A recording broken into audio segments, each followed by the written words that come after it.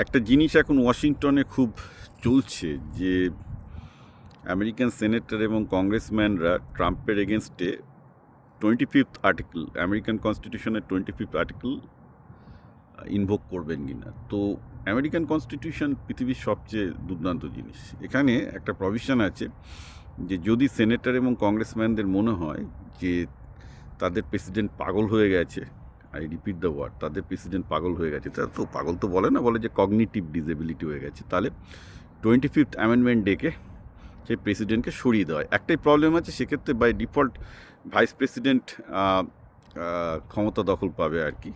এখন জেডি ভ্যান্সের সাথে এই ট্রাম্পের অলরেডি একটা ডিস্টেন্স হয়ে গেছে, কারণ জেডি ভ্যান্স অ্যাকচুয়ালি প্রচুর লিখেছেন, বলেছেন যে ট্রাম্প ওয়ারমঙ্গার প্রেসিডেন্ট নয় এবং তিনি ট্রাম্পকে সাপোর্ট করছেন কারণ তিনিও যুদ্ধবিরোধী একজন লোক।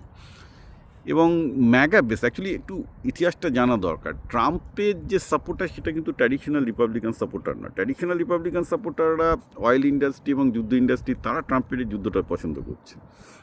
কিন্তু ট্রাম্পের অ্যাকচুয়াল যেটা সাপোর্ট বেস, যেটা মাগার সাপোর্ট বেস বলি, সেটা কিন্তু ট্রাম্প একটা যুদ্ধবিরোধী প্ল্যাটফর্মে এসেছিলেন, কারণ ট্রাম্প বারবার করে বলেছেন যে ডেমোক্র্যাটরা রিপাবলিকানরা যুদ্ধ লাগায়, আমরা যুদ্ধ লাগাবো না, US has no business in foreign wars, right?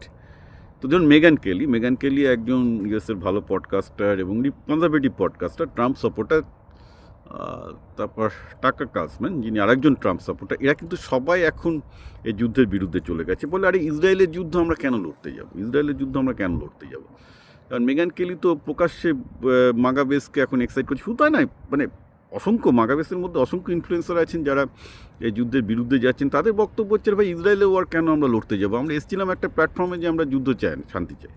মানে একটা জিনিস খেয়াল করতে হবে যে বেসিক্যালি ট্রাম্পের ট্র্যাডিশনাল সাপোর্টার বেস কিন্তু রিপাবলিকান সাপোর্টার বেস নয়। যেমন ধরুন আমিও ট্রাম্পকে ভোট দিয়েছিলাম বাইরে, তার কারণ একটা ছিল যে বেসিক্যালি ট্রাম্প কিন্তু পরিষ্কার যুদ্ধবিরোধী বলেছিলেন, এবং যা বলেছিলেন তখন মেক সেন্স যে আমেরিকার প্রেসিডেন্টরা ডিফেন্স কন্ট্রাক্টরদের কাছ থেকে টাকা খেয়ে, এবং ট্রাম্প নিজেই বলেছেন টাকা খেয়ে যুদ্ধ লাগাই, তার জন্য আমরা যুদ্ধ করবো না। ভালো কথা, people will love you for that, কারণ আমরাও চাই না যে আমাদের মানি যেভাবে আফগানিস্তানে ওয়েস্ট হচ্ছে সেটা না হয়।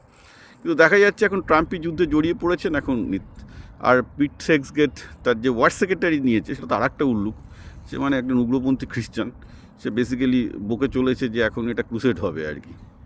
এখন দেখুন ব্যাপারটা খুব ভালো দিকে যাচ্ছে না, কারণ এদেরকে যদি রাখা যায় এবং এরা ধরুন টাকা পয়সা খাইয়ে, কারণ আমেরিকায় তো সেনেটার কংগ্রেসম্যানদের সব ঘুষ খাওয়ানো যায়, ইসরায়েল লবি বা ডিফেন্স লবি ঘুষ খাইয়ে দিয়ে বলে দিল যে মানে আমি বলছি যে এখন লাইন ইনভেশন পসিবল না, তখন দেখা যাবে ঘুষ খেয়ে সমস্ত ডেমোক্রেটিক সেনেটার কংগ্রেসম্যানদের মধ্যে মেজরিটি করে পুরো ল্যান্ড আর্মি নামিয়ে দিল। এবার ল্যান্ড আর্মি নামালে আমার ছেলেকেও যুদ্ধ যেতে হবে, because they will be drafting, okay, মানে সব গার্জেনদেরই এই সমস্যা আছে আর কি সেক্ষেত্রে, যে তাদের ইয়ং ছেলে মেয়েদের, মানে ছেলেদের বিশেষ করে যুদ্ধে যেতে হবে। ইটস কল ড্রাফটিং, আমি সেটা আগের দিন বলেছিলাম, মানে আর একটা ভিয়েতনাম যুদ্ধের পরিস্থিতি সৃষ্টি করবে এগুলো।